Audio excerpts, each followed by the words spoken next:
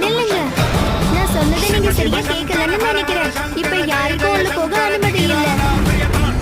இது வரைக்கும் வந்துட்டீங்க. என் கேள்விக்கு பதில் சொல்லுங்க. யார் நீங்க?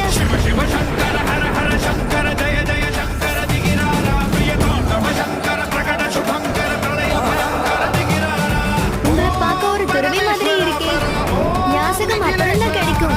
அம்மா நீராடினதுக்கு அப்புறம். அப்போ வாங்க. இப்ப கிளம்புங்க.